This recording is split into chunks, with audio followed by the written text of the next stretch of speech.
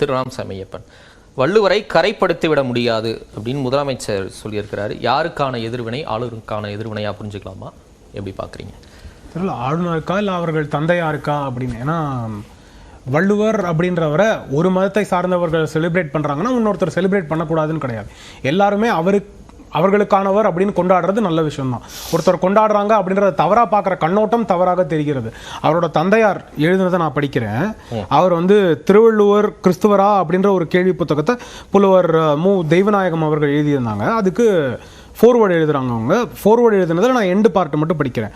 அதாவது திருவள்ளுவரோட பெருமையை, திருக்குறளோட பெருமையெல்லாம் பேசிட்டு அவங்க சொல்லும்போது, திருவள்ளுவர் எல்லா மதத்தினருக்கும் பொதுவானவர் என்னும் கருத்தை நான் வரவேற்கிறேன். இவ்வாறு இருக்கும் புத்தகங்கள், ஆராய்ச்சிகள் வரவேற்கப்படலாமே தவிர அது ஏற்புடையதாக இல்லை அப்படின்னு ஒரு மதத்தை சார்ந்தவரா மட்டும் கேள்விக்கு அவர் ஃபோர்வேர்ட்லயே அப்படியே எழுதுறாரு. அப்படின்ற போது நம்ம திருவள்ளுவரை ஒரு மதத்தோட சார்ந்தவர் பார்த்தாங்க அப்படின்றதுக்காக நான் அதை குறை கூறுவேன்றதுக்கு பதிலா அவர் எல்லாருக்கும் சார்ந்தவர் அப்படின்னு சொல்றது சரியாக இருக்குமா?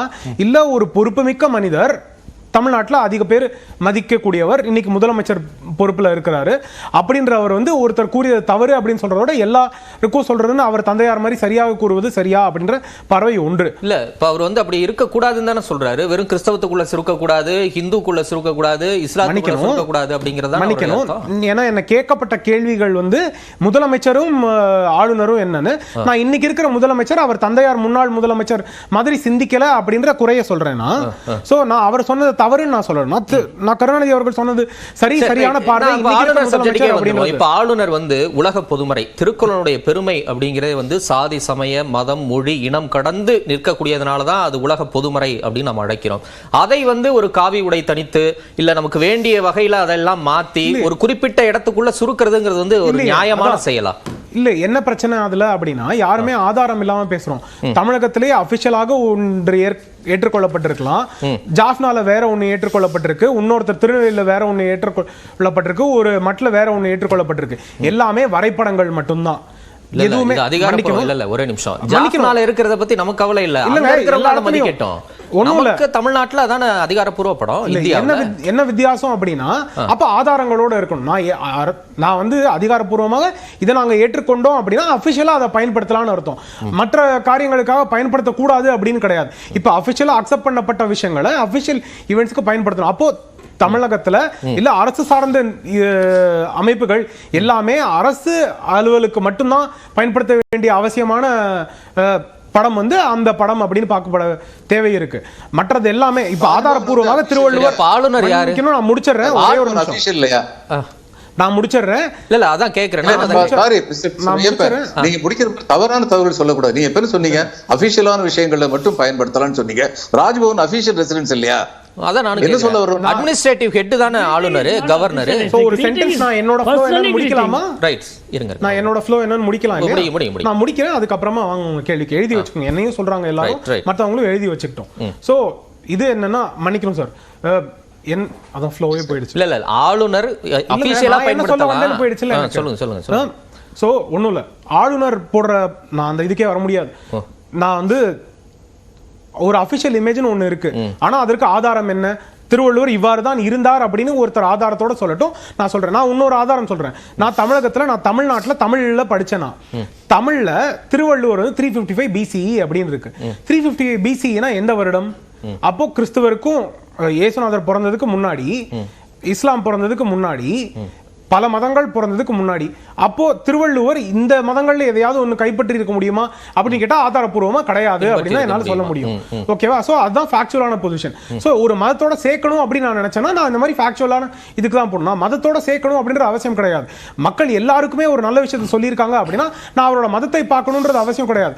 ஒருத்தரானா அந்த மதத்தை சார்ந்துதான் கொண்டாடுகிறார் அப்படின்னா அதையும் பெருமையா எடுத்துக்கலாம். நான் இஸ்லாம சார்ந்தவர் திருவள்ளுவர், பௌத்த மதத்தை சார்ந்தவர் திருவள்ளுவர், ஜெயின மதத்தை சார்ந்தவர் திருவள்ளுவர், எல்லாத்தையும் சார்ந்தவர் அப்படின்னா எனக்கு அது நல்ல விஷயமா தான் படுது.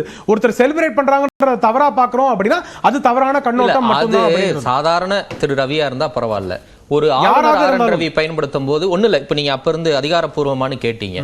தமிழ்நாட்டில் இருக்கக்கூடிய அரசாங்கம், ஆய்வறிஞர்கள், தமிழறிஞர்கள்லாம் சேர்ந்து கிமு 31 திருவள்ளுவர் ஆண்டை உறுதிப்படுத்துறாங்க. அதே மாதிரி 1964 வேணுகோபால் சர்மா ஓவியரா இருந்து பக்தவத்சலம் அப்ப முதலமைச்சரா இருக்காரு. துணை ஜனாதிபதி ஜாகிர் ஹுசேன் வந்து தமிழ்நாட்டுல அப்ப இருந்த திரு காமராஜர் இருங்க ஒரு நிமிஷம் திரு காமராஜர் திரு கலைஞர் கருணாநிதியிலிருந்து எல்லா தமிழறிஞர்கள் எல்லா முக்கியமான ஆய்வறிஞர்கள்லாம் கூப்பிட்டு அலசி ஆராய்ந்து அந்த புகைப்படம் அதிகாரப்பூர்வமா வெளியிடப்படுது. நீங்க அது ரொம்ப ஜஸ்ட் லைக் தட் கடந்து போறீங்களே. அப்ப ஏன்னா அதற்கு ஒரு 60 வருஷங்களுக்கு முன்னாடியே சைவ சித்தாந்த நூற்பதிக கழகம் வந்து ஒரு படம் நீங்க ஒண்ணு வெளியிடலாம், ராமசாமி வெளியிடலாம், அவர்களும் ஆராய்ச்சியோட இந்த சிந்தனையின் காரணமாக அப்படின்னு அவங்க சொல்றாங்க. பண்றீங்க சார் ஒண்ணு இல்ல அந்த படத்தினுடைய அந்த படத்தை வரைந்து நம்ம அதை விட்டுறலாம். இல்ல சார் அதான் சார் முக்கியம். ஆராய்ச்சிக்கே வரேன். ஒண்ணே நான் முடிச்சறேன். வேணுகோபால் சர்மா இந்த படத்தை வரைந்ததற்கான எல்லா விஷயங்களையும் குறிப்பிடுறார். வலது பக்கம் புருவம் எவ்வளவு தூரம் உயர்ந்து இருக்கணும், நெத்தி எவ்வளவு இருக்கணும், தாடி எவ்வளவு நீளம் இருக்கணும், வெள்ளை உடை எவ்வளவு நீளம் இருக்கணும், வலது பக்கம் இருங்க சார் வலது பக்கம் எவ்வளவு வந்து ஓலை இருக்கணும், இடது பக்கம் இருக்கணும், எழுத்தாணி எவ்வளவு ஆழமா புடிச்சிருக்கணும்னு அவர் எழுதின திருக்குறளின் அடிப்படையிலிருந்து அந்த சிந்தனைகளின் அடிப்படையிலிருந்து அவர் இப்படிதான் இருப்பார் அப்படின்னு பல ஆண்டுகால ஆய்வுக்கு பிறகு அந்த படம் வரையப்படுகிறது. அது நூலோடு வரையப்பட்ட படம். பாரதிதாசன் வந்து அந்த நூலை எடுத்தால் நன்றாக இருக்கும் என்று சொன்ன உடனே சரி என்று எல்லோரும் ஏற்றுக்கொண்டார். சரி அப்ப பக்தவத்சல இருந்தார்ல, ஒரே ஒரு நிமிஷம் காமராஜர் இருந்தார்ல, திராவிட இயக்கம் மட்டும் அதை செஞ்சதுன்னு நீங்க அக்யூஸ் பண்ண வரீங்க. அந்த ஆராய்ச்சிக்கு நான் ஒரே ஒரு ரெஸ்பான்ஸ் மட்டும் கொடுக்கிறேன். சங்க இலக்கியத்துல பாடல்கள் பல வள்ளுவனை பற்றி பாடப்பட்டிருக்கு. அது திருவள்ளுவ மாலை அப்படின்னு தனியா ஒரு 55 புலவர்களோட பாடல்கள் மட்டும் இருக்கு. அதுல இருக்க புலவர்கள் எல்லாருமே வள்ளுவனோட நம்பிக்கை என்ன அப்படின்னு பாடுறாங்க. மற்ற பல இதுவும் பாடல்கள் இன்ஃபேக்ட் அதுல வந்து சில புலவர்கள்லாம் வந்து வள்ளுவன் எழுதிய ஒரே ஒரு புத்தகம் திருக்குறள் மட்டும் கிடையாது, மற்ற புத்தகங்களும் அப்படின்னு சொல்றாங்க. ஆனா அவர்கள் சொல்லும் போது வள்ளுவனின் நம்பிக்கை, வள்ளுவன் யாரை பத்தி பாடுறான் அப்படின்றதெல்லாம் சொல்றாங்க. அப்படின்ற போது அவங்க பாடுறது எல்லாமும் வந்து வள்ளுவனுக்கு இறை நம்பிக்கை இந்து மதத்தில் இருந்தது அப்படின்ற மாதிரி இந்து மதம் இல்ல அவங்க அந்த மாதிரி சொல்றாங்க. ஒரே ஒரு நிமிஷம் நான் ஒரு சென்டென்ஸ் முடிச்சிடுறேன் அதே ஃப்ளோல. ஆனா ஒரே ஒரு நிமிஷம் அதுக்கப்புறம் அசர்ரி உடம்பிலி அப்படின்னு அந்த இதுல முதல் பாடலாக இருக்கு.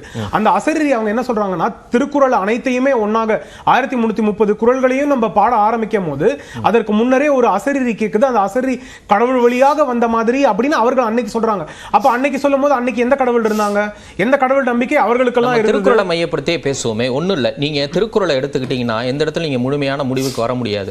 ஒரு பக்கம் வந்து மலர்மிசை ஏகினான் மானடி சேர்ந்தான் நிலமிசை நீடுவாழ்வார்னு வள்ளுவர் சொல்றாரு. இன்னொரு இடத்துல அவர் சாதி சமய சடங்கு நம்பிக்கைகளை இல்லை அப்படின்னு சொல்லி மழித்தலும் நீட்டலும் வேண்டா உலகம் பழித்தது ஒழித்து விடின் அப்படிங்கிற குறளும் இருக்கு.